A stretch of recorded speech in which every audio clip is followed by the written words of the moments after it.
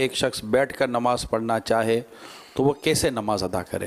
حسب معمول کانوں تک ہاتھ اٹھا کر، اب ہاتھ بھی یوں اٹھاتے ہیں بعض لوگ تکلف کے ساتھ، تو ہتھیلیاں آسمان کی طرف نہیں کرنی، ہتھیلیاں سامنے کرنی ہوتی ہیں، چاہے بیٹھ کر پڑھے چاہے نارمل نماز جو پڑھتے ہیں، تو ہتھیلیاں اور انگلیاں یہ اپنے نارمل حالت پر ہوں اور قبلہ رو ہوں، اور یہ انگوٹھے کان کی لو کو چھو جائیں.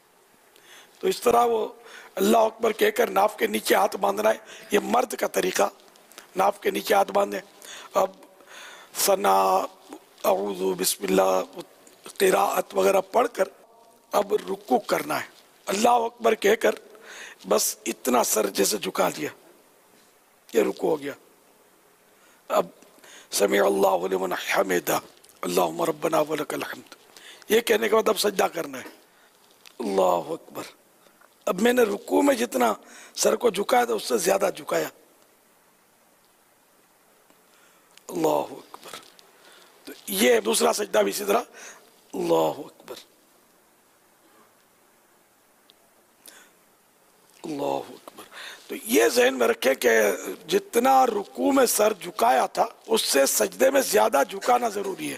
یہ اشارہ ہے نا، پورا پورا وہ جھک جانا یہ ضروری نہیں ہے، اس کا تعلق اشارے کا سر سے ہے، غالباً کمر سے بھی نہیں ہے، سر سے اشارہ سر کا کرے. دو سجدوں کے درمیان جلسہ کہتے ہیں بیٹھنے کو.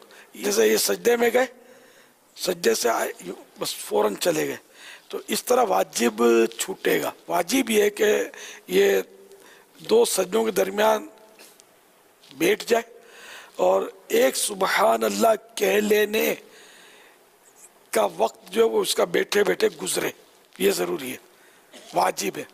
ورنہ جلدی جلدی کرتے ہیں نا، یہ شاید میں اگر کہوں نا کہ 99.99 لوگ یہ غلطی کرتے ہوں گے، شاید کرتے ہوں گے، خاص کر جب جلدی ہوتی ہے.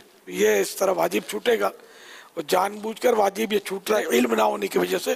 تو اس طرح یہ نماز ساری دہرانی پڑیں گی، واجب ادا ہوں گی.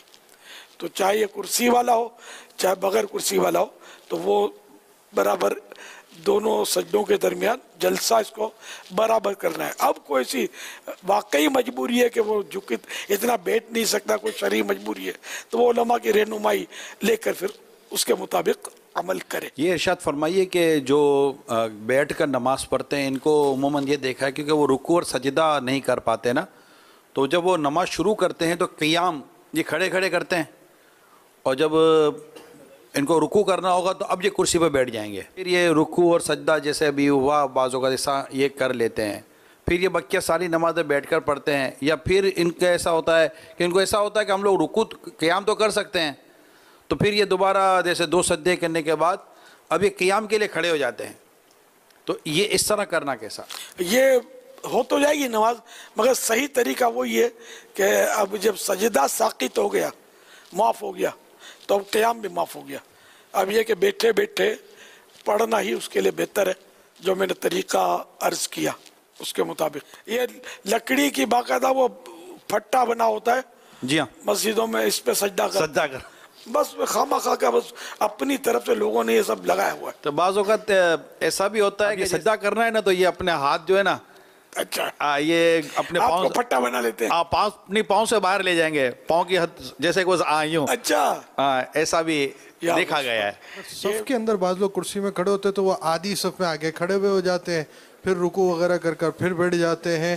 وہ والا کام صفوں کے اندر بھی کر رہے ہوتے ہیں. اللہ یہ تو غلط، بہت غلط ہے. تو صف قطع ہوگی اس سے. تو کرسی جو ہے نا، وہ جس طرح لوگوں کی ایڑیاں ہیں نا، کرسی بھی انہی ایڑیوں کے ساتھ وہ اس کا آخری سرا جو ہے، آخری ٹانگیں جو کرسیوں کی ہیں وہ لوگوں کی ایڑیوں کی سیدھ میں ہوں، اور اب اس طرح بیٹھے. اب یہ اگر کھڑا ہوتا ہے تو ظاہر ہے کہ اس نے صف قطع کر دی، آگے نکل آیا. کھڑا ہونا نہیں چاہیے اس کو، لیکن یہ کہ یہاں یہ کھڑا ہونے والا اس طرح گناہگار نہیں ہوگا. امید ہے کہ ہمارے کرسی پر بیٹھ کر، جو صوفے پر بیٹھ کر نماز پڑھنے والوں کو اس سے فائدہ ہوا ہوگا.